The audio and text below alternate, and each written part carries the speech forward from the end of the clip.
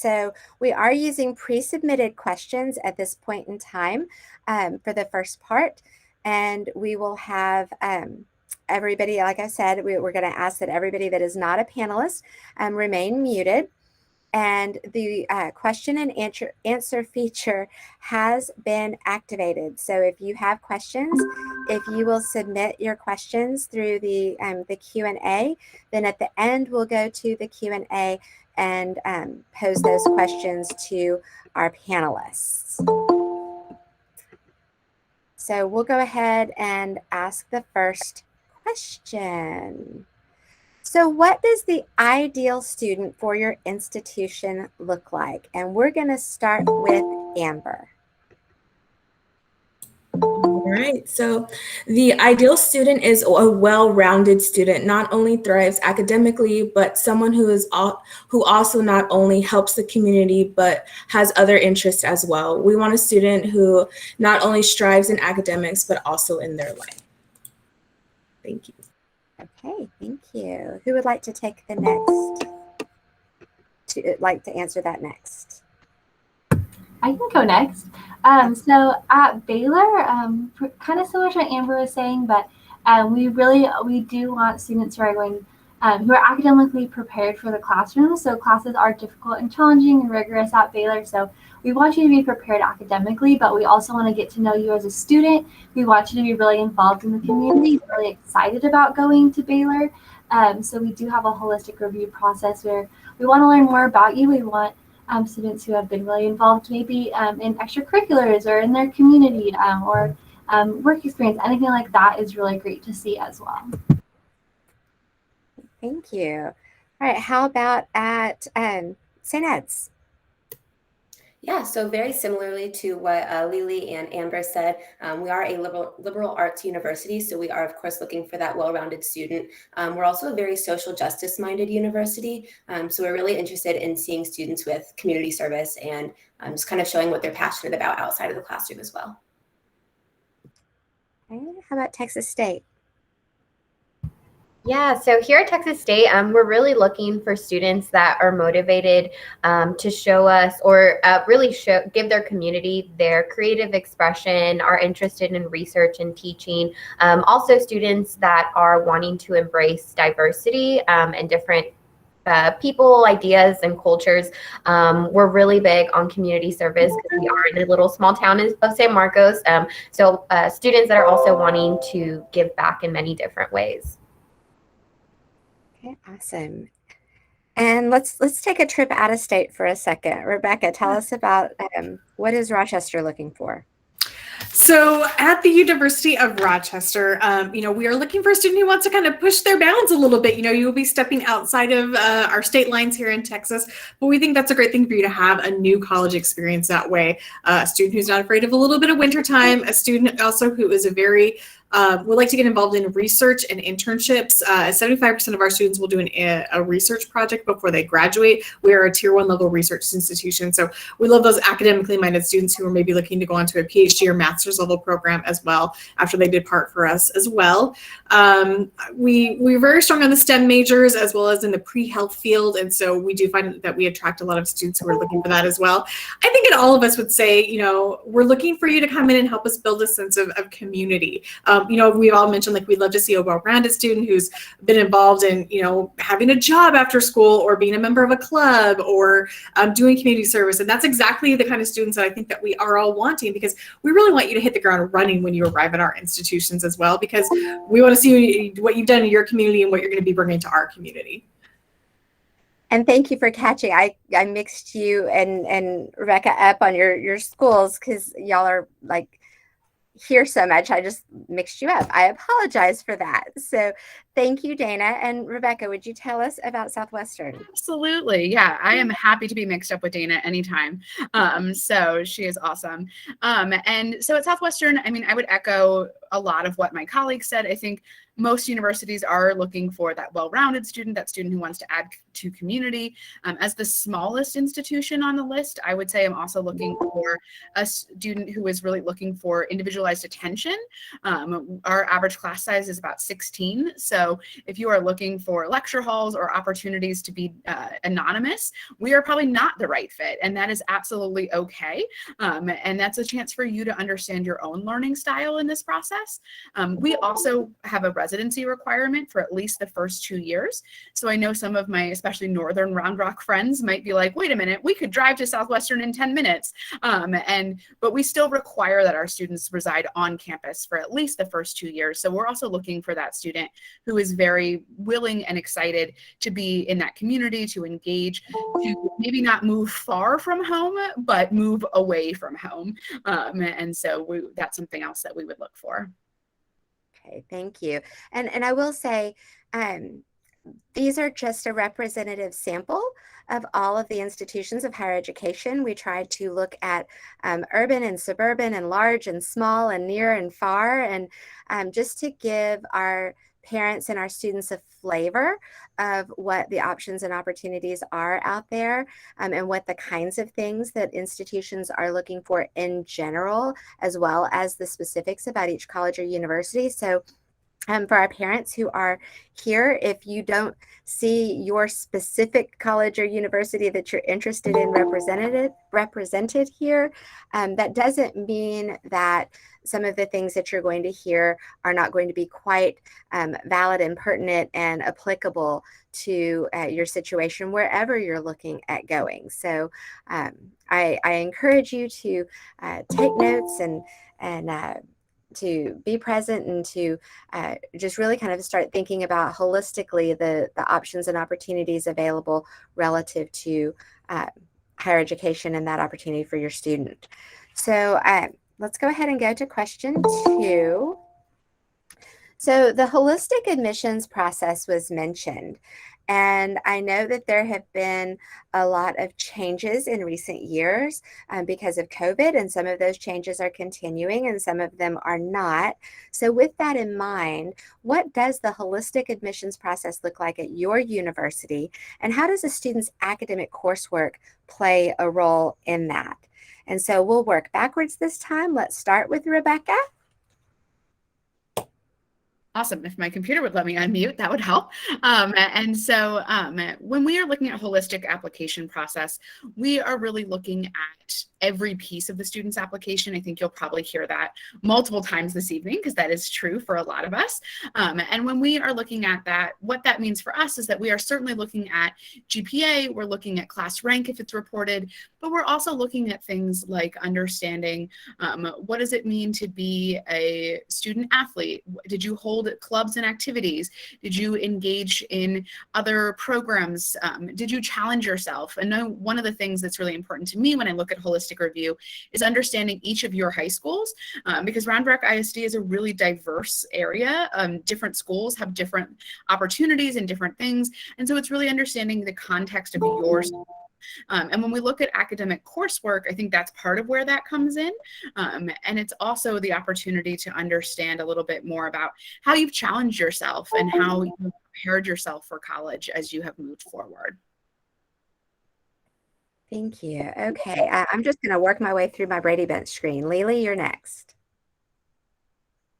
Awesome. Well, yeah, I think, again, academics are important. So we want to see that you've challenged yourself in your classes. We want to see that you've done well in your classes. So I think that's one thing, we bring up that challenge yourself in your classes, but also we don't want to see that you took only AP classes and then failed a bunch of them. So we still want you to be successful in your classes, but challenging yourself and taking those harder classes is great.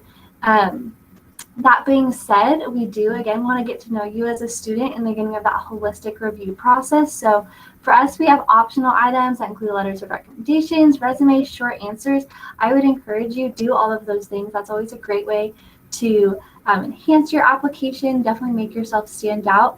And that's how we're going to get to know you further as a student as well. So when you see anything like that that says optional, think of it as lightly required and definitely submit it to enhance your application and give you the best shot possible on your application. Okay, that's great advice. Thank you. Judy. Yeah, so of course we are looking at the rigor of the coursework that you took, but something that we're paying attention to is overall trends over time. So paying attention to that in terms of the rigor of coursework, the grades you're receiving in those classes, as well as the extracurriculars, kind of those trends over time. And similarly to what Rebecca said, we are looking at the context of your high school. You know, we're not going to penalize you if your school only offers one AP course and you only took one AP course.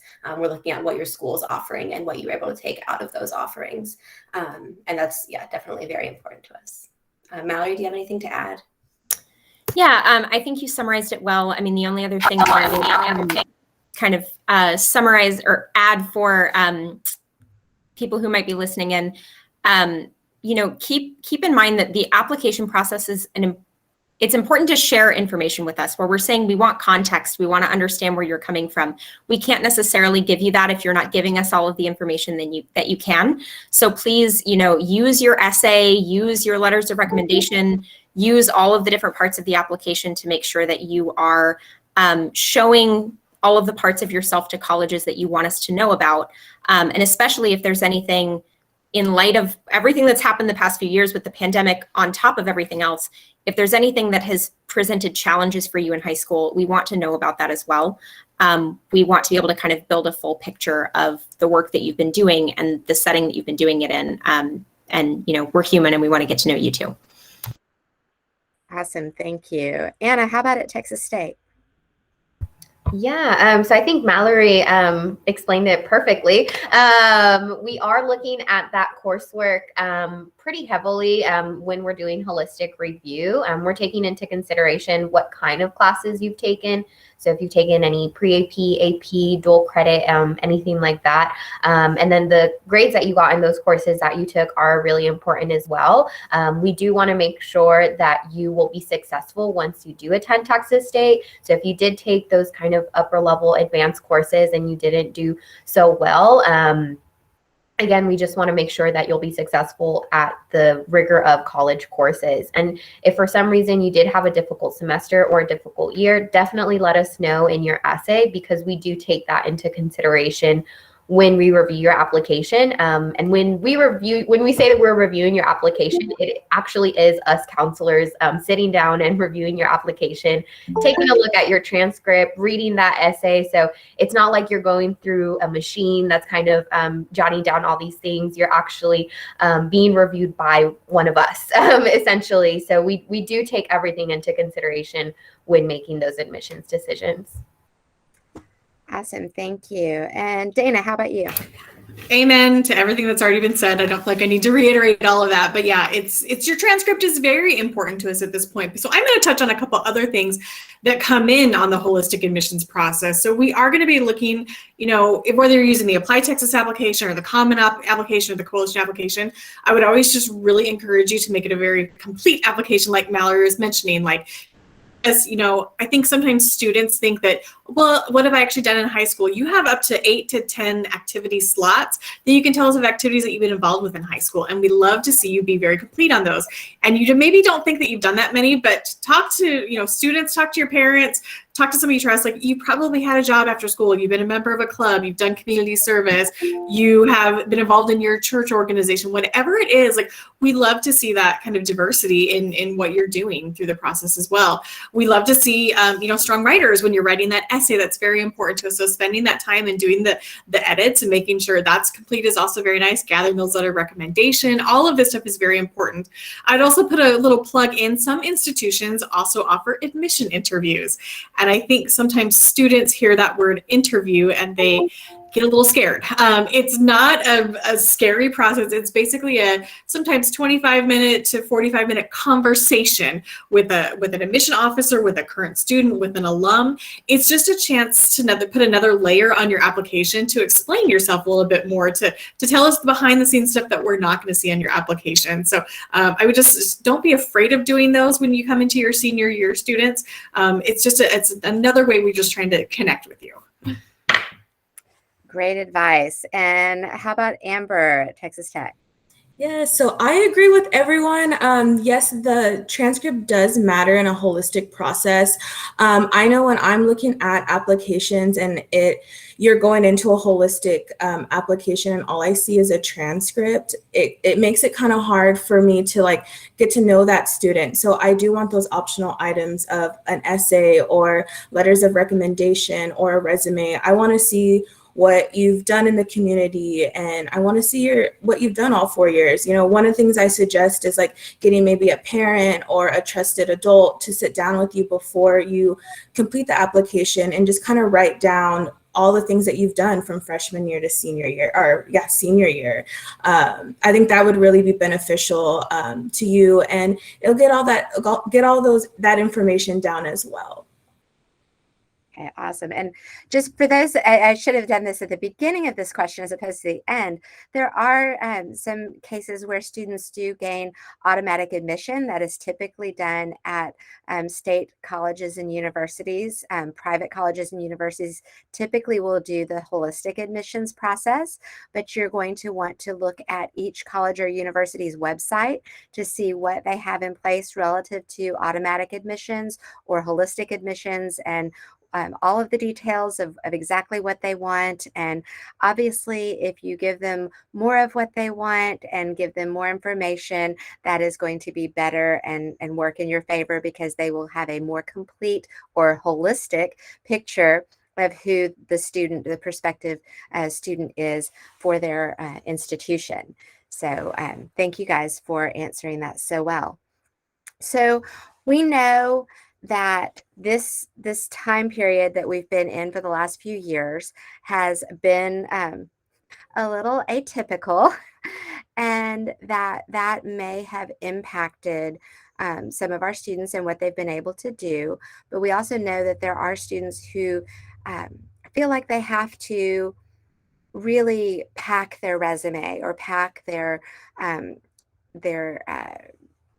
portfolio of activities. So what is your advice for finding the balance between a rigorous academic schedule, extracurricular activities, and social emotional well-being and wellness?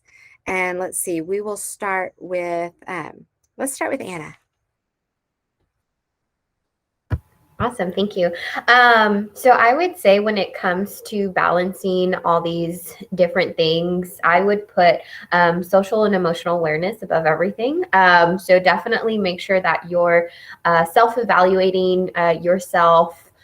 School, of course, is going to come second because we want to make sure, like we all mentioned previously, that you are successful in the courses that you take, because that is going to be the thick of what we as admissions counselors or as universities are looking for in that review process. So if you've done your self-evaluation and you know that you can be involved in 2-3 extracurricular activities, definitely go for that. It's important to be involved. It's important to kind of have that social awareness, to get that interaction, to start those networking skills that come in handy in college. But definitely don't overwhelm yourself, and don't feel like taking on 10 different extracurricular activities is absolutely necessary to get into the college that you're wanting to. Like Michelle was mentioning earlier, just come visit each of our web pages, see what we're looking for, or also just reach out to us. We're always more than happy to speak to seniors, especially because of course y'all are applying currently, but juniors, I've had sophomores that have reached out to me just to kind of get an idea of where they want to go. But definitely make that self-evaluation before you commit yourself to anything. Thank you. Dana, how about you? Take a deep breath, everyone. I feel like we've all been living through this pandemic in different ways. A quick little story. We have a pretty robust application process for a specialized program we have. It's an accelerated medical school program where you can go from a bachelor's of science degree to your med degree. You do that 8 years straight through. And I had a student calling me just last week in tears because she was like, but I didn't get to shadow a doctor, and I didn't ever get in an operating room, and I couldn't do this and I couldn't do that. And I said, okay, what did you get to do? And then she spouted off 5 other things that she had done. I was like, oh, that is just fine. I hope that you know that as admission officers, like, we are legit normal people reading your application. You do not go through an algorithm. You do not like get weeded out that way. We've been living through this pandemic with you, so we understand where your list might look a little bit different than they would have 3 years ago, or maybe you feel like something got canceled on you and the rug got taken out from underneath you. We had the same thing happen to us as well. So let's just make the best of what we did have and realize that we do not want you stressing out. We want you to have a very robust, wonderful senior year, so you come to us in the fall and you are ready to hit the ground running. We don't want you to be stressed out this whole time to do that. Yeah, awesome. Thank you. Let's see. Who do I pick on next? Judy. So I can actually take this one for St. Edward's. I really want to echo everything that Dana said. I think that, please keep in mind that we are real people looking at your application. We don't, and, nationwide, students' plans and involvements and grades in many cases were disrupted by the pandemic. Even outside of the pandemic context, though, I always advise students really think about quality over quantity with what you're putting in your application. You do not need to be everything at everything for everyone all the time. You have strengths and you have things that you really enjoy. And if you invest more of your time and energy and reserve your time and energy for those things, to an extent, you still have to go to math class or, whatever your least favorite subject is. But if you really kind of pour yourself into that, that will translate into deeper experiences that you can talk about in an interview with a college or write about in your essay, and that we will really be able to connect with the experience that you've had. That is more valuable to us than just seeing that all 10 slots for your involvement on the Common App are full, or that you were in a bunch of different clubs. What did you get out of that? What did you learn from it? And how can you share that with the colleges on your list? And I know that I've heard from you guys in the past that it is better to have a few things you've been involved in over a long period of time than a lot of things that you just started in the last 6 months to beef up your application. So Amber, how about you? Yes, so I agree with everyone. I think that my best advice to find balance is to not compare yourself. So don't compare yourself to your friends and all the things that they're doing. I think looking within and figuring out what can you handle and what is more beneficial for you will go a long way. Creating a calendar or having like a digital calendar too, to make sure that you have all your events in there and all your coursework in there will definitely help you be prepared and, just find that balance and able to, have the extracurriculars there, and knowing that you're going to have like homework for history, just making sure that you're well organized. It definitely does go a long way, but also just knowing yourself personally and knowing like, hey, I can only take on, two clubs and that's all I can do. And that's okay. We want to see that you've actually had, great experiences with it and you've grown with it. And I think that's just the majority of it is just making sure that you look within. Awesome. Thank you. And how about at Baylor, Lily? Yeah, I think everyone has said really great things and things that I completely agree with for us at Baylor.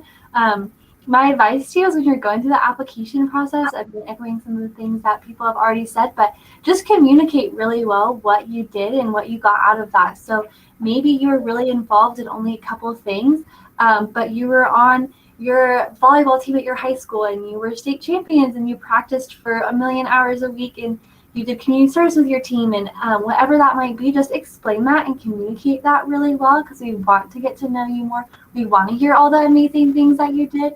Again, it's okay to show off those things on your application. So when you have something you're really passionate about and you've been really involved in, show us that. And again, just to say what everyone else said, you don't have to be involved in 200 things all at once. So that social emotional wellness piece is also really important. So I'd say focus on those things that you're really passionate about. And then how did you grow in those, and then show that to us in admissions. Awesome. Thank you. And Rebecca? Absolutely. And so I'm going to steal from our athletics department at Southwestern.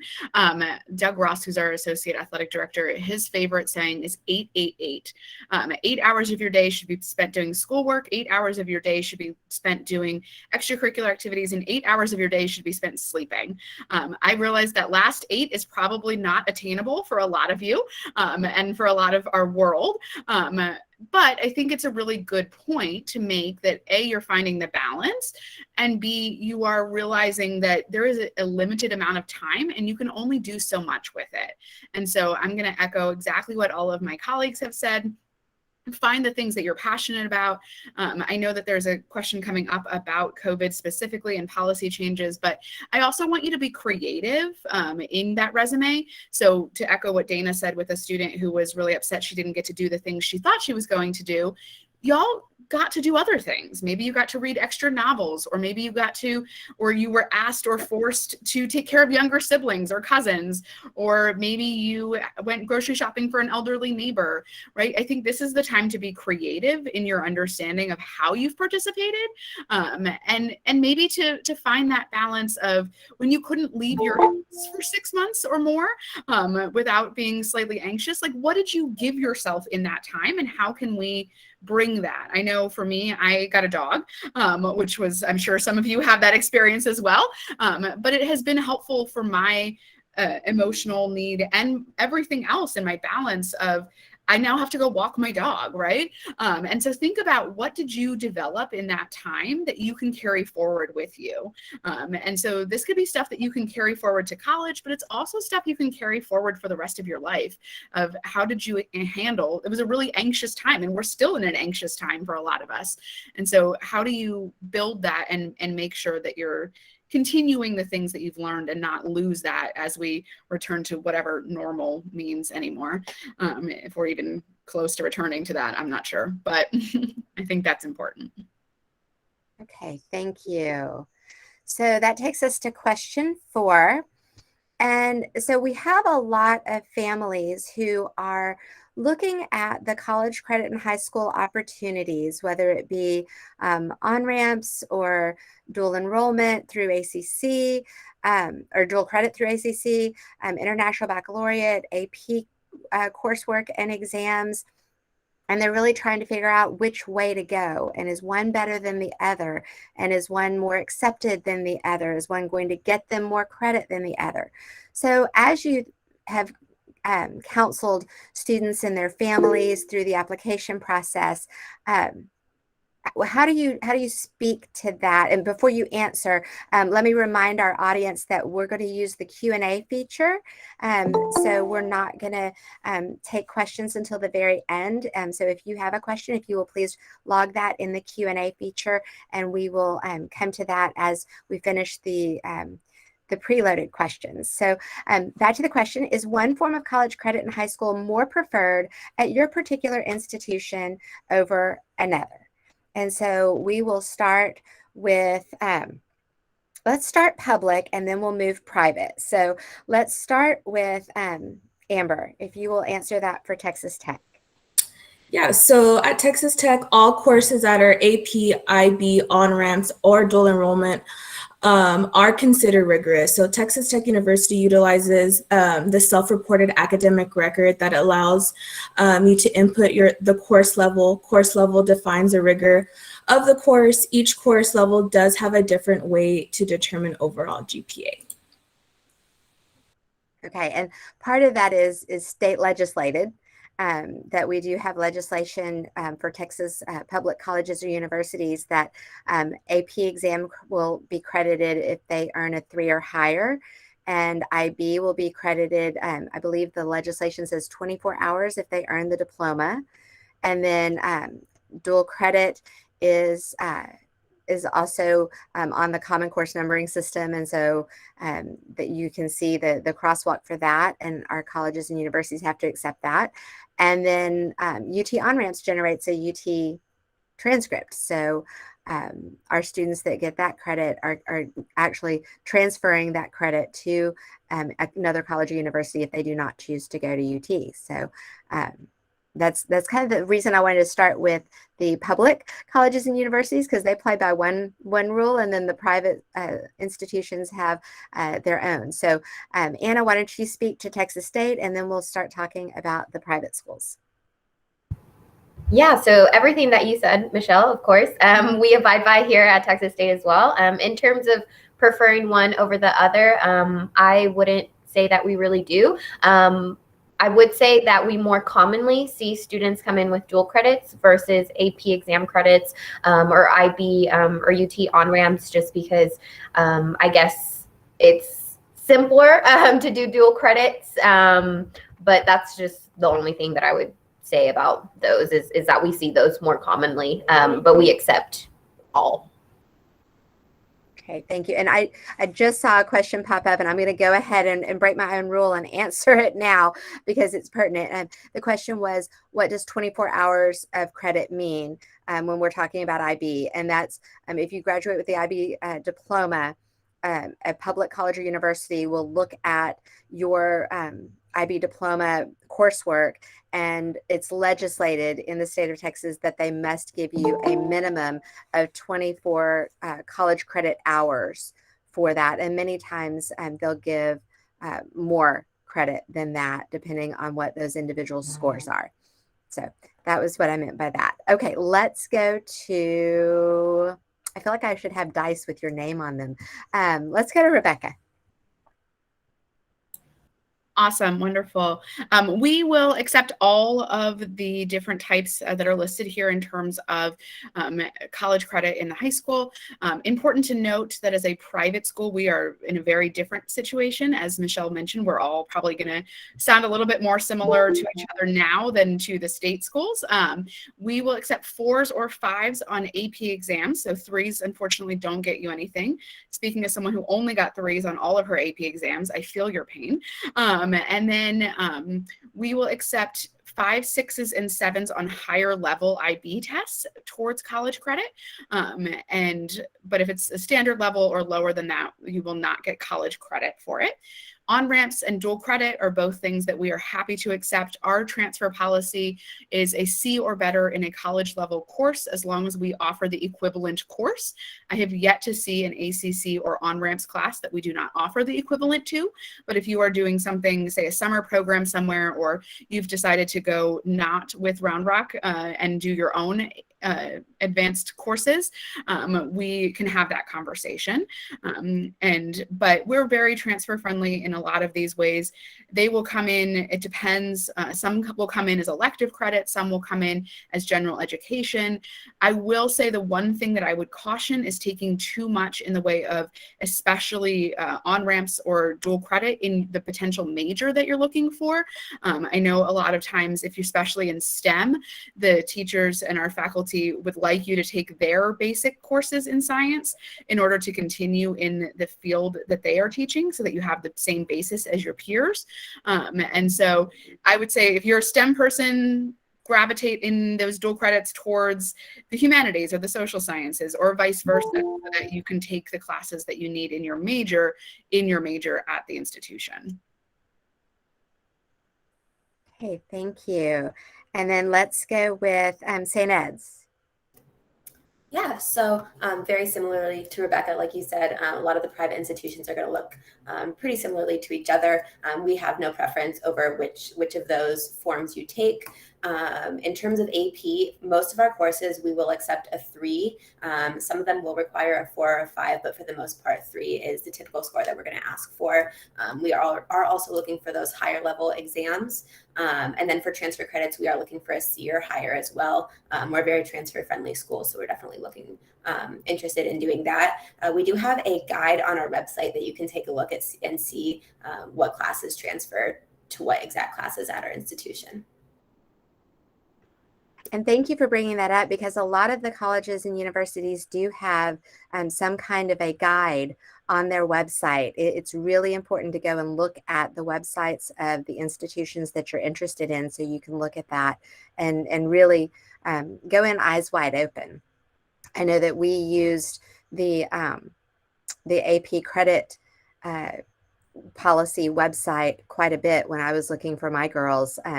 and pulled up, okay, if you go to this school and you get a 3 or higher on this test, what courses will that give you? And you can kind of compare across the different institutions, and it makes it a little bit easier to kind of make some of those decisions. Okay, let's look at Baylor. Lily. Yeah, so we do accept all of those credits. We really don't have a preference which one you do, so all of them are great. We do have all of our AP credit and all of that online as well. For AP, most of the time it's a 4 or 5, but there are some 3s sprinkled in there as well that'll get you course credit. So I would just go on the website. If you just Google Baylor AP scores, it'll come up.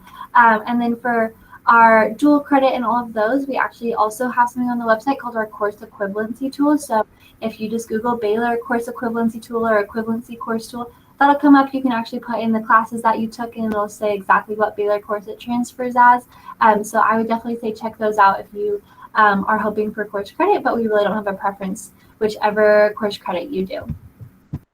Okay, awesome. Thank you. And Dana, Rochester. So this is going to be a little different. And that's why I saved you for last. So sorry. Okay. So I'm just going to throw this out there for maybe those of you who are looking to go further out of state, maybe looking at a selective institution, this is where the differences may come up.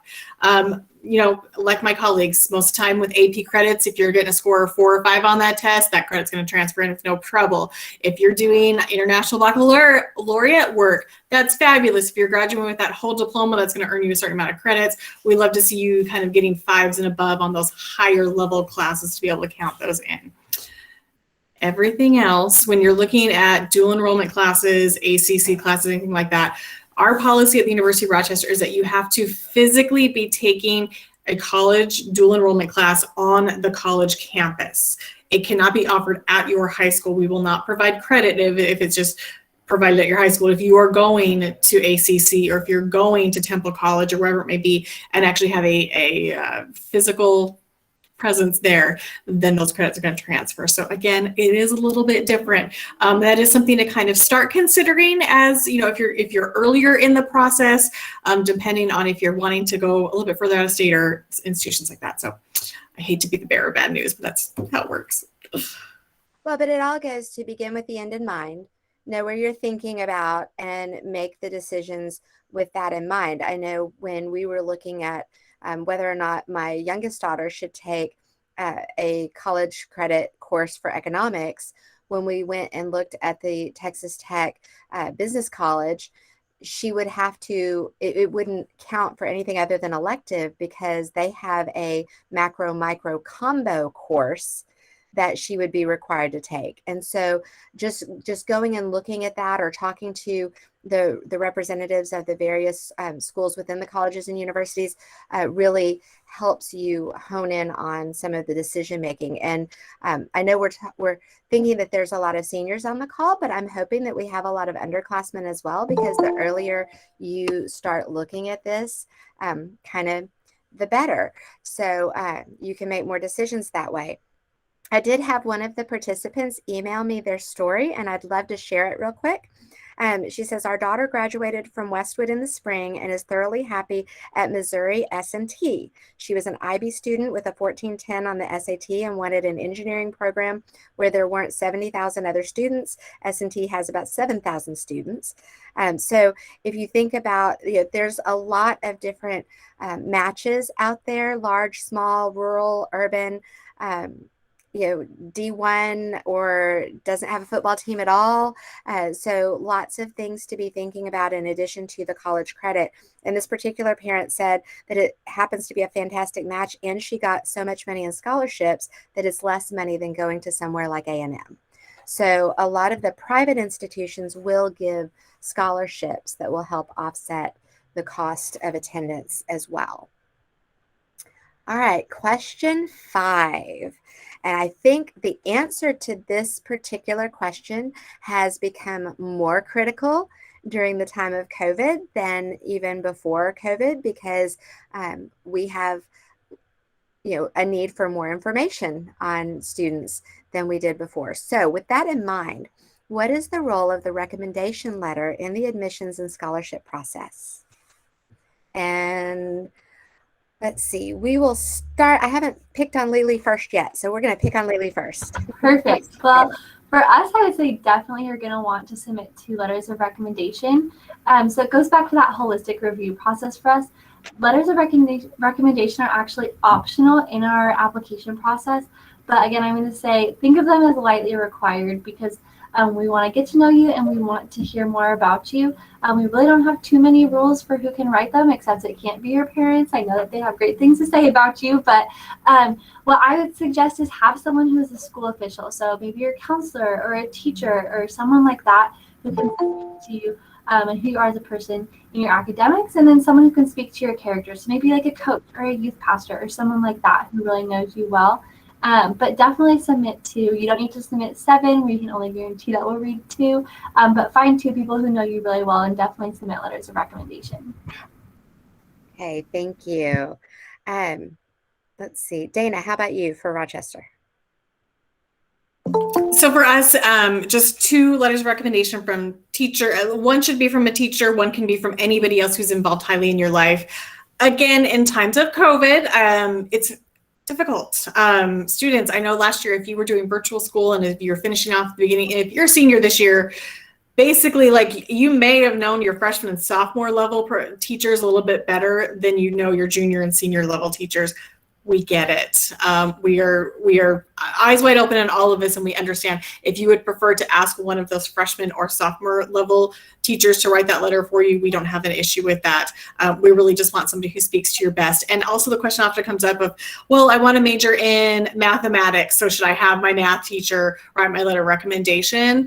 Some institutions are a little bit pickier about that than others. I would say I would just always pick the teachers who know you best, or also, and sometimes so that can also be a teacher that maybe you struggled in that class and maybe you developed a relationship with that professor because they helped you get through it, or they saw your grit determination to pull out that B instead of, you know, that A+ that maybe you normally would have in another class, and that's okay too.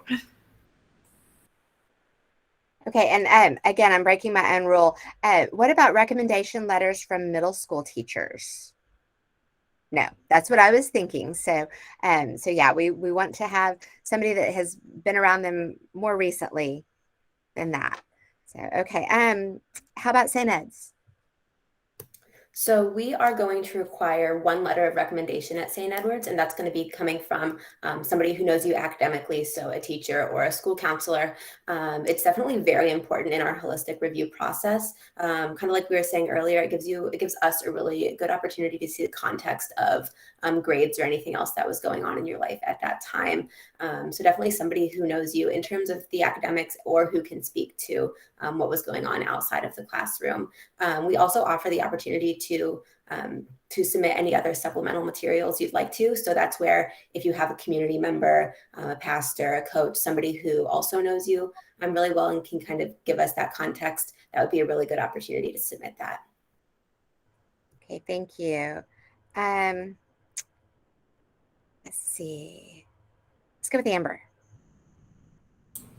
So for Texas Tech, letters of recommendation are optional items in the admissions application. So as far as like the scholarship application, it is within the application to apply to Tech, but the scholarship portion, it's not required to submit a letter of recommendation. We suggest 2 letters of recommendation. It can be from like a teacher or maybe like a coach, just somebody that can speak on your behalf, that knows you pretty well, and that can give us a better perspective of who you are. Fantastic. And let's go with Anna. Yes, so at Texas State, letters of recommendation are going to be optional, so they are not required as part of the admissions process. In full transparency, our letters of recommendation don't necessarily weigh as heavily to us as your application, as your essay, and as your high school transcript do. Again, they're supplemental information for us, so if there's anything that we're not finding within your application, your transcript, or even your essay, then that's when we'll maybe look for or towards any letter letters of recommendation that you might have on file, but initially, again, they just don't weigh as heavily for us. In terms of scholarships, at Texas State, we do offer 2 different scholarships for our incoming freshman students. The Assured Scholarships, which are automatically awarded to students who qualify that are in the top 35%, which those don't have an application process, so you are not applying or submitting any application to those scholarships. But the competitive scholarships are individual scholarships, and they each have their own requirements. So it may be that within those scholarships, you will be required to have those letters of recommendation. So it's still a good idea to go ahead and have those people in mind that you are going to be wanting to ask, and make sure that you ask them in advance, not a week before you want them to have that letter. So make sure that you give them, I would say, at least a month notice on when you would need that letter of recommendation. But I would say for scholarship purpose, definitely have that handy. But for here at Texas State, admission wise, it doesn't weigh as heavily. Okay, thank you. And Rebecca. Absolutely. At Southwestern, we, much like many of our colleagues have said, require 1 letter of recommendation. It can come from a school counselor or an academic teacher. And when we say academic teacher, it does need to be one of your 5 core academic subjects. So math, English, science, social studies, or second language. And as I will echo everyone else said, happy to receive additional letters of recommendation from other folks that you feel will give us a different perspective. I want to share, I had a student a number of years ago who sent me 15 letters of recommendation. I did not read all of them. I will be completely transparent on that. And I was really concerned about what he was trying to hide by overweighting me with recommendation letters, and saying like, okay, is there something he just doesn't want me to know? So he thinks I'll spend all of my time on his rec letters and not look at his transcript, or what's going on here? So I would say 2 is probably a really solid number.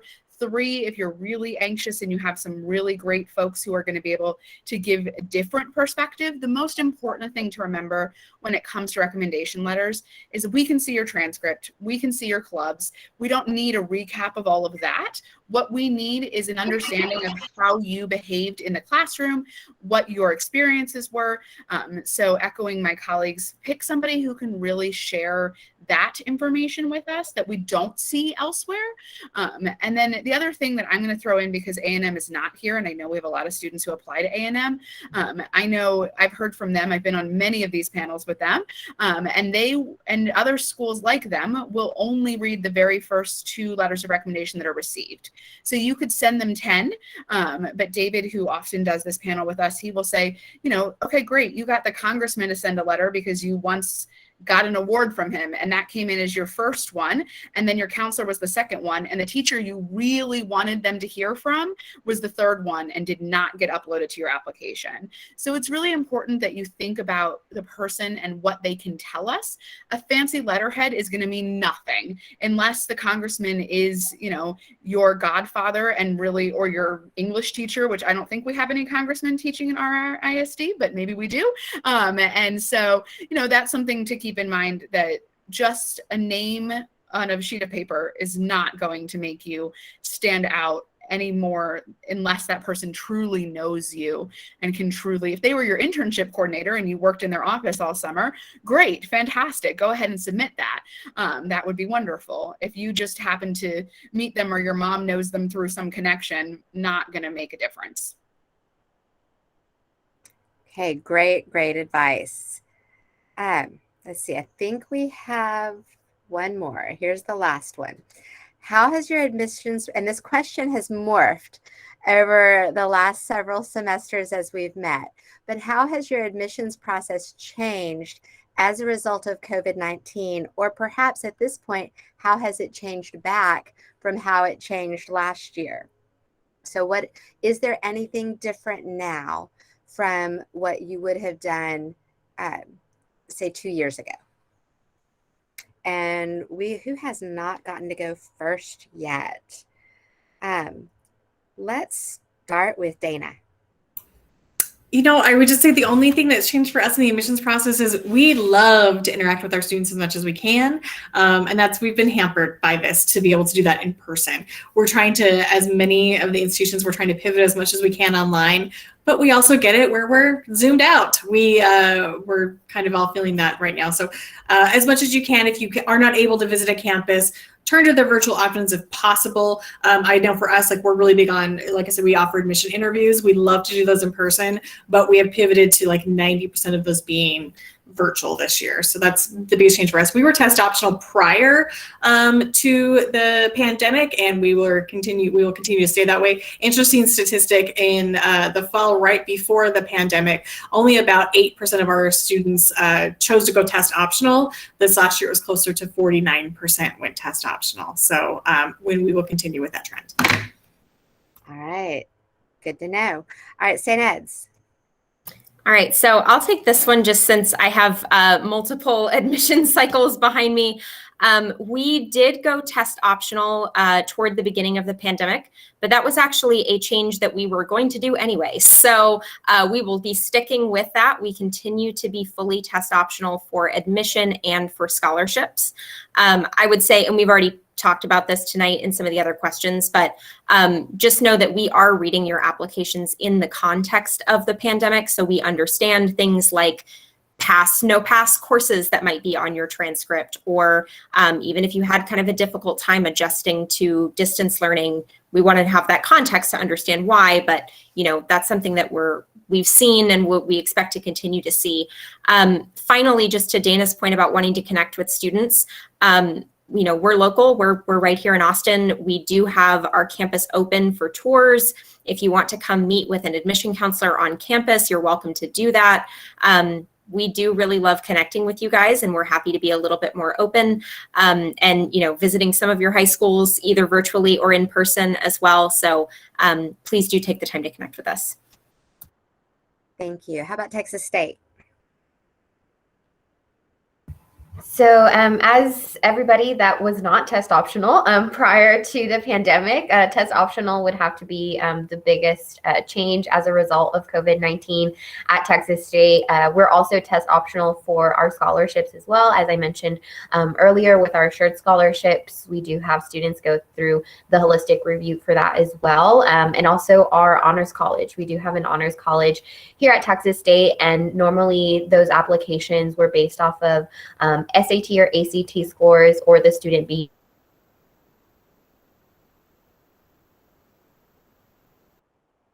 reviewing students to get into the honors college. So that's really awesome. And I think it's just a great opportunity for students that are really great students, but we're not all good test takers. Test taking and standardized testing is not a strong suit of a lot of us. And through this process, we've been able to not have that be a factor in the admissions process and really get to see you for the student that you are. So hopefully we can continue being test optional, but as a public institution, we're not sure. So hopefully my leadership team can come together and have that update for the next following academic years, but we're hopeful, so fingers crossed. All right, thank you. And Rebecca. Yeah, absolutely.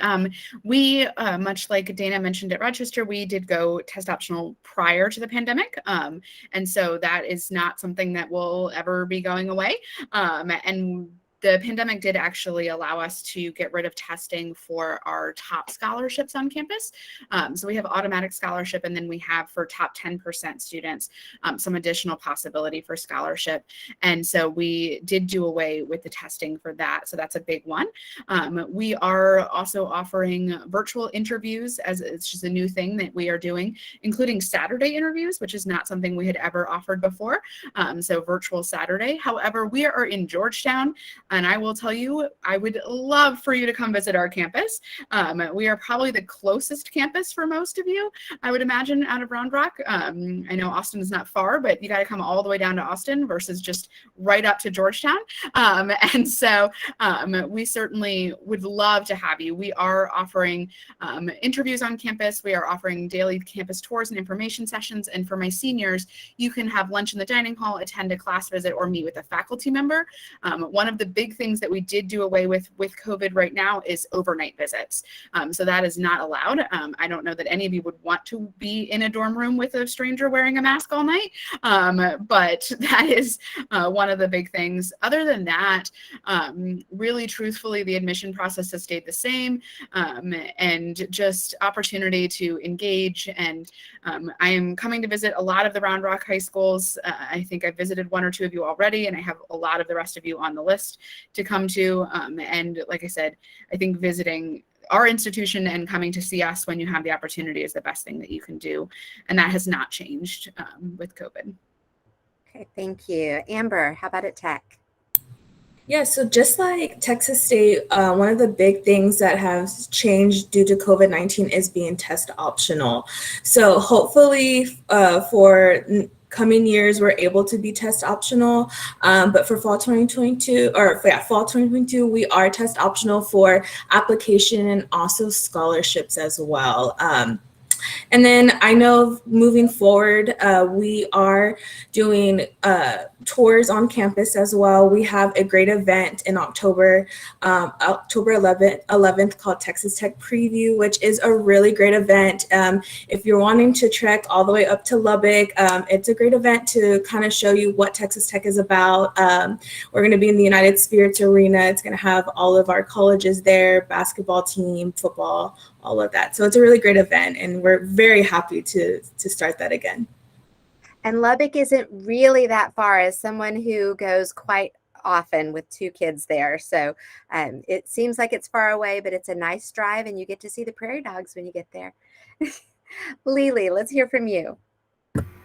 Yeah, so the biggest change on our application is going to be the test optional. So that is not permanent forever as of now. They're still reviewing if that will stay. So stay tuned for more information on that. But for this next year, for sure, we are going to be test optional. One question I get a lot is, am I going to be penalized for not having test scores? And the answer is absolutely not. So I think a lot of you seniors and juniors have experienced that it's been really hard to take tests. You might not have been able to test as many times. So truly, there is no penalty for not including test scores. And then we are open for tours. And we'd love to see you come visit campus. I think visiting campus is really important. We do also have some virtual tours available if you aren't able to make it up to campus. So still take advantage of all those opportunities, even if they are virtual, to get to visit Baylor or get involved and learn more about schools wherever you're interested in. I think that's just important as you start that college application process, to really know what the school has to offer, so that you have a good idea of where you're interested in. Thank you for that. And I think that is a really good point, to try to go visit in person if at all possible. I know when we were doing college visits with my girls, there were campuses they would step foot on and fall in absolute love with. And then there were campuses where they would step foot on and it just didn't have that right feel to them. So that personal experience is really telling. It really helps to seal the deal, if you will. So we're going to go to some of the questions and answers from the Q&A. And some of them I will be answering myself because that's the nature of the question. But we'll start with the first question that was posed. If a student starts running out of courses, but has made the decision not to graduate early for personal reasons, will it reflect badly if the rigor of the student's courses reduces, provided the student uses the opportunity to do more extracurriculars such as community service and research? So anybody that wants to unmute and answer that one, just go for it. I'm happy to do so. I think the most important thing with that is that you communicate that effectively to an institution. So be that through your essay, be that through an interview if it's offered, be that through the recommendation letter that your teacher or counselor will submit. Because I think that the natural inclination for us as admission officers might be to say, oh, they stopped taking rigorous courses. And I know we have a joke in our office that, you know, you don't want to take a year off for your senior year, which means that you took no APs and you took no honors and you just dropped from 5 APs in junior year to nothing.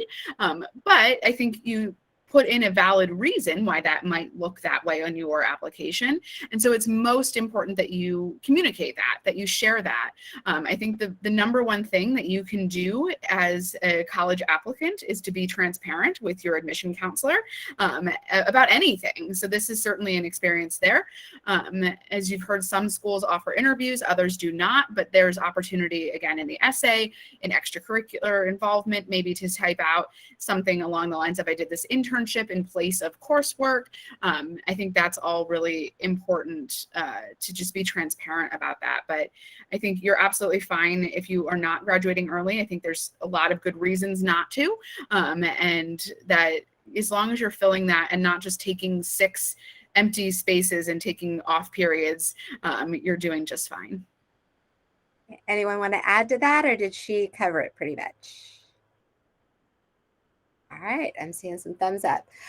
This next one is pretty specific. If our high school is not giving IB, how do we get IB courses during high school? And the reality is it's not, if you are not attending a school that has IB and have not transferred to the school for IB, then IB is not going to be one of the options available to you for college credit, but you still have the AP option, the dual credit option, and the on-ramps dual enrollment option. So if you are not part of IB, that doesn't mean you're being left out or that you're missing out on anything. There are still plenty of opportunities in Round Rock ISD at the other high schools to get that college credit. The next one, and this one I think is more directed towards Dana. Do virtual ACC courses count for college credit out of state? So you had mentioned that for it to count, they needed to be on the college campus, but ACC has been virtual for the last year and a half. So students have not been able to be on campus unless they were in the Round Rock ISD ECHS program.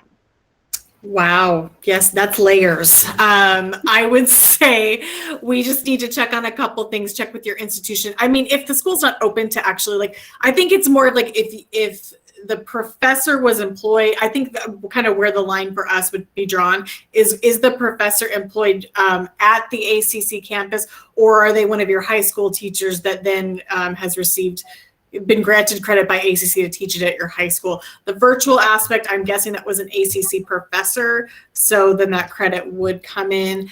I know there's layers, there's things that we would be able to talk about. I think it's working with your individual institutions. We'll definitely try to be as workable as we can. So. Okay, thank you for that. I figured that was going to be a little bit of a tricky answer. This one looks like it's from a student. I'm wanting to major in environmental science. I took the SAT and got an 1180. Is that a good score for Texas Tech? So Amber. I think that score is a good score. I think that if that's the best and you feel like, hey, I did really good on that SAT score, like I say submit it. I know we have an assured admissions breakdown on our website, and it's based on SAT and ACT scores with your class rank, and you can always look there and see like, okay, like how do I fall within that? And if not, and if you're like, hey, I guess my rank does not fall within that, that's totally fine. You can totally submit that SAT score and we'll look at your application as well. Okay, thank you. And then I got another one. Can a high GPA and top SAT score cause a reject from your college? And I'm thinking the answer to that is no. If you have a high GPA and a high SAT, you're pretty good to go for most of the universities that we're talking to tonight. I think one thing I'm reading between the lines on this here a little bit. to answer kind of the stated question, no, you shouldn't be getting denied from a college or university because of a high GPA or a high test score. But at some very selective institutions, a high GPA and a high SAT score or ACT score may not be enough to mean that you will be admitted. They may be also looking for those things outside of the classroom, your essay, you know, many applicants will have high GPAs and high SAT scores. And so it's not a guarantee. Neither of those things should ever be a negative in the application.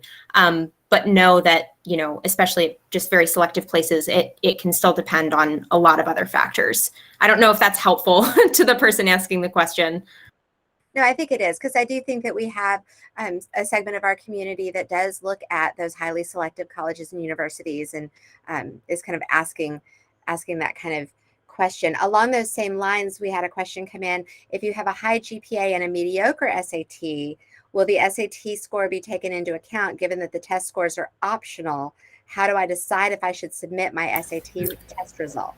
Ooh, can I jump on this one? So what I would recommend is work with your high school counselors, and they can give you some great guidance. If you'd like to do some research on your own, the question you need to ask these institutions is, even if they're test optional, they are still going to track what their mid 50% is for their admitted students. So that means, you know, that middle 50% of everybody who applied this last year and who was admitted, you know, the 25% will be below that, 25% or above that. If you are in that mid 50 range or above that, fabulous. Maybe those test scores could bump you up a little bit. If you're falling below that, maybe we need to have a second conversation. It may be to your benefit to not submit those test scores. Work with your counselors, ask that question of the mid 50%. You'll be good. And that's a really good point. I know when my oldest daughter, who's now a senior at Tech, was going through the process, she got her SAT score and was a little disappointed because she had friends that had much higher. But then when she started looking at that information about the middle 50% and looking at the average SAT scores, it changed her list of schools she was interested in, because she realized she had kind of short sold herself on how good her performance actually was. So it's really good to go get the facts and look at that information instead of just going with the assumptions. Okay, we have another one. How is it that some advanced courses at high school might not be recognized or transferred to the institution, especially for STEM majors? Who wants to take that one? I can answer that one because I think that might have been something I said that was confusing. And so STEM specifically, as I mentioned in my answer, they will transfer. So if you take a biology course at ACC, or you have an AP environmental studies, that will absolutely transfer in as credit. You just may need to take intro to biology again, even though you have that, because the faculty are teaching in a pattern. And so they want you to have the basis the way they taught it to move forward in the classes, so that they don't know specifically what your AP environmental teacher taught or your AP biology teacher taught you. And you might find yourself in advanced biology course and be like, wait a minute, I never learned that subject because it wasn't taught in my AP biology class. And so I think it will typically, those dual credit advanced IB, AP, or on-ramps will typically count, as we talked about previously, for credit.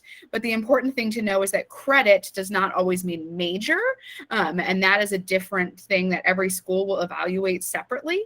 So that's a question that you might want to look at those equivalency charts that were mentioned, talk to your admission counselor, and kind of say, if I bring in AP biology, if I bring in AP psychology, does that count towards my major, or does that just give me credits towards graduation?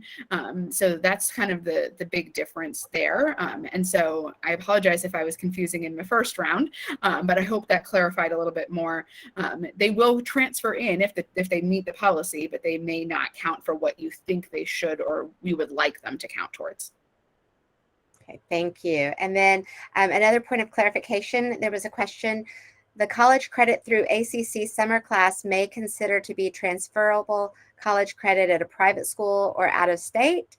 They heard us say it would be accepted at a public school. So this is directed to our private and out-of-state friends. So the ACC summer class, is that transferable?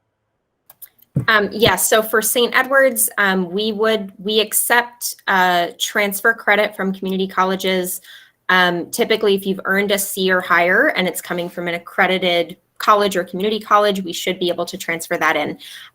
What they probably told you is that, it depends on the school at a private school. So public schools in the state of Texas should accept that, but not all private schools will. So check with the individual colleges where your student is applying.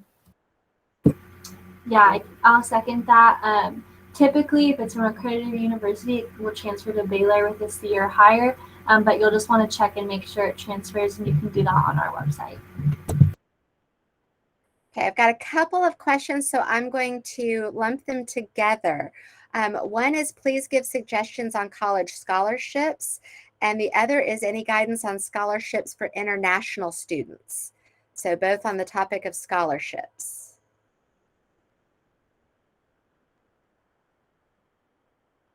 I'll just on that one. No, I'll just start. I will tell you, the best place you're always going to receive a scholarship is from the institution which you are applying to. That's probably where you're going to get the most amount of money. So if you're applying to Texas State, you're probably going to get the most money from Texas State. If you're applying to University of Rochester, you're going to get the most from Rochester. You can be looking for these outside scholarships, through your Elks Club or your Lions Club or, your parents' employers or anything like that. And that's additional money that you can always bring into the institution with you. But the best bang for your buck is to start talking very seriously to the colleges that you're applying to and what they could be offering to you. And that goes for international and local. Okay. Okay. Another was asking, and I guess I can answer this, but you guys can answer this as well. What is a high GPA, weighted or unweighted? What is the highest level? And from my experience, you look at both the raw GPA, the 4.0 scale, unweighted, as well as their weighted GPA. Is that correct? Anybody want to speak to that? I think that hits on the golden rule of college admissions, which is that every school is different. I have a feeling that each of us could go through, and some of us might sound similar, but each of us probably has our own policies on that. A lot of schools will do recalculated GPA. Some schools will just take the GPA off of your transcript. As you heard, other schools ask you to report your own grades on their system. So I think this is really a question in terms of where you want to go to school. And this is why it's important to be organized and to work with your admission counselors to really ask, what does your GPA scale mean? Where do I get that? How do I look at that? The simple question of weighted or unweighted really is not simple because it will really depend. Some schools do, like, for example, we do recalculated core academic GPA, so taking out elective courses. Other schools put all of that in. It really depends on the school that you're looking at, unfortunately. But I think that you can fairly say, if you have, you can kind of look at your grades and take an estimation of, I have mostly C's, or I have mostly A's, or I have a wide variety, and kind of look at GPA in that context more than the specific exact number. Yeah, I want to build on that a little bit. I think you summed it up really well, that the context of your high school matters a lot there. So knowing what your class rank is, if that's published by your high school, can help give you a broad benchmark. But keep in mind that, colleges are, like for St. Edward's, this is a really good example. If you are coming from a really rigorous high school, which many of you are, where, a majority of students are going on to college, lots of students are taking lots of advanced courses, you may be a really strong student taking advanced courses, getting A's and B's, doing well, and not be in that top 10% of your class. You may be closer to the middle. That is okay. What we want to understand when we're looking at your GPA, and of course, this will depend on how selective the school is, but for many, many colleges, and a lot of my colleagues who are here tonight, we are looking at, are you prepared to succeed on our campus? Do you have kind of the background that you need to be a strong student and be able to handle the coursework at the schools that you're applying to. And so it's not so much about like, is your GPA as high as it possibly could be? Did you max out everything that you could? It's more like, okay, are you doing well? Are you kind of meeting the standard for preparation that we want to see? And we do take into account the context of your high school and the difficulty of the courses and the rigor of what you've chosen to do. So I think, you know, generally speaking, many of you are coming from strong high schools and should feel confident about that. And hopefully that diminishes a little bit of stress. Okay, we've got a few more questions here we're going to try to get through, but we have a hard stop at 7:30. I'm not keeping anybody past 7:30, so we'll see how many of these we can get through before that time. This one is very specific. I'm interested in a science or computer science major. I got a 32 on my math and science on my ACT, but 26 on my English. Should I submit if test optional? I would say for whatever school you're interested in, looking just like, I think it was Rebecca saying this earlier, but I may be wrong about that. Look and see what the school's mid-range is and see what they're requiring for the program. So I think it just depends on your school. And those sound like great scores. So for a lot of schools, that might be something that you definitely want to submit, but it can be individual. So, you know, for example, for Baylor, our average is a 26 to a 32. So I'd say probably submit that. But if that's not at that school, that's something you want to evaluate. And remember, if you do submit scores, at least for Baylor, I don't want to speak for everyone, but we're going to see them. So when you decide that, if you're thinking, should I submit scores, should I not? If you don't, if you don't want them to be considered, don't submit them, because if we see them, we're going to consider it. Even if it's optional, if you submit them, we're going to look at them and review them. So think that through as you're deciding. Good advice. Thank you. Here's another one that's kind of specific, and I honestly don't know the answer to this, so I'm excited to hear. Will test scores sent by College Board mention that I have extra time from the 504? And will the fact that I had extra time have any effect on my application? Okay, they're all shaking their heads. So good news is it will not impact, and they will not necessarily know. So I would just add, I know the student didn't ask this, but that if you are thinking that you are going to continue needing accommodations in college, that's something that you start investigating as you're applying, of what are the accommodation policies, how can I get them? Maybe you feel like you are solid and you have gotten past needing as many in college, but I just want to add in an advice piece here, that if you are using a 504 or an IEP in high school, that it's probably not a bad idea to begin looking at that as a part of your college search as well, if you feel that you're going to need those continued services. Really good point. Thank you for bringing that up. Here's another. If a student takes 3 courses in biomedical science pathway, is it necessary to take AP biology if pursuing a career in medicine, or would it be advisable to look into AP Physics C? My hypothesis is you're going to use the golden rule again and say that they need to check with the colleges or universities that they're interested in and talk specifically to those medicine pathway folks, the pre-med folks. Is that okay? Anybody want to add to that, or do we feel like that answered that question? Okay. All right. And then what options do middle school students have to take high school credit courses outside of their school? Middle school students are not able to take high school courses unless they are offered in their middle school.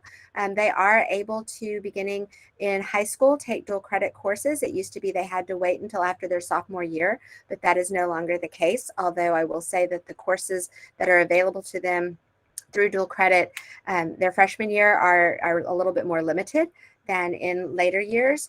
But typically our middle school students need to be middle school students and take middle school courses and those few high school courses that might be available to them in middle school, and then take advantage of the rest of the options that are available at the middle school before they go on to the high school, where they can take all the courses. So that is my advice. Anybody have anything to add to that, or is that middle school is a little bit out of your wheelhouse, I'm guessing? All right. And then last two. Oh, nope. Somebody just added one in. Okay. So these are the last 3. Is it recommended for IB students to take courses at ACC also for college credit, or IB credits are good enough? So do kids need to diversify their portfolio of college credit, or is it okay to put all of their college credit eggs in one program?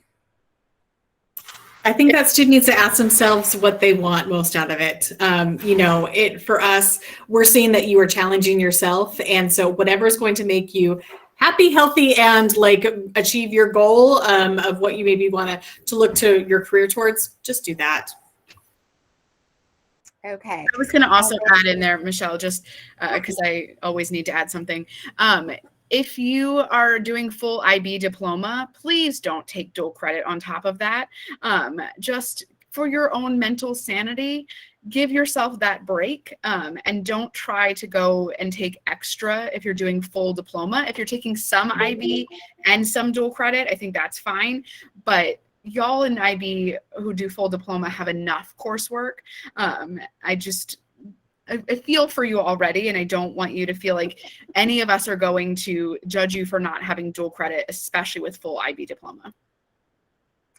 Very good point. And there is the concern that you can transfer in with too many credits, because, for example, my daughter transferred or went to tech with 21 hours, and there are certain courses that she can't take because she doesn't meet the other prerequisites, but she has fewer courses that she can find that she can take because she's already taken a lot of the freshman courses. So that's another piece that you kind of have to be careful about. And I know with our early college high school students, we've really tried to limit them to no more than 60 because it causes problems for them when they're transferring.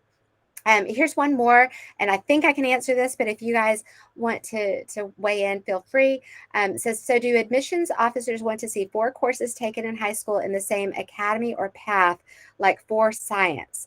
One of the things that I've reminded my girls is that in Round Rock ISD, we are very fortunate to have wall-to-wall academies where we have robust pathways across a lot of different areas. And when our kids go to college, they may have a leg up in terms of those experiences. But there are a lot of colleges and universities that have students coming in that went to high schools that maybe offered 2 AP classes, and they didn't have any academies. They had very limited CTE offerings. So I don't know that it's a requirement to take 4 courses in the same pathway by any stretch of the imagination. It certainly doesn't hurt, but I don't think that if you don't have it, it does hurt. And I see Rebecca nodding her head, and I see a couple of others nodding their heads. So anybody want to elaborate on that, or do we feel like that's asked and answered? Okay. All right. And then our last question that we are going to entertain this evening is, what criteria are used to evaluate essays, and how do they impact admissions? I can take this one, partially just because I really love reading the essays, and I also really enjoy like working, with students on their essays when I've done programs for high schools and things like that. There are really 2 dimensions to this. One, we want to see your writing ability. So spend time on your essay, make sure that it is your best work, proofread it, have a trusted adult proofread it. We want to make sure that, your essay demonstrates to us that you are ready to write at a college level. The other piece of it, and the more fun piece of it, is your essay is the one part of the application that you have full control over what you're sending. Your grades are your grades. Your involvements are your involvements at this point. Those are facts that you're sharing with us. Your essay is up to you. So think about, what do you want colleges to know about yourself? And you can kind of make that come across regardless of what your actual topic is. But what we're looking for is skills, mindsets, your kind of personal growth that will help you continue to grow in college, and anything that makes you special or makes your background unique or has kind of helped shape you. And so when I'm reading the essay, that's my chance to really get to know that student as a person. And so make sure that it's not only kind of written well, but is putting your best foot forward in terms of how you want to introduce yourself to that college. Thank you. And with that, we are going to go ahead and end our evening. Those of you that joined us, thank you so much for taking time out of your evening to come and to educate yourselves on the options and opportunities. And to our panelists, as always, those that are new and those that are returning, I love having this time with you each semester, and I appreciate your insight and your willingness to give up some of your evening to share your knowledge and experiences with these students and these parents as they are taking this journey towards attending an institution of higher education. So thank you all. Have a wonderful rest of your evening, and good luck for a fabulous school year.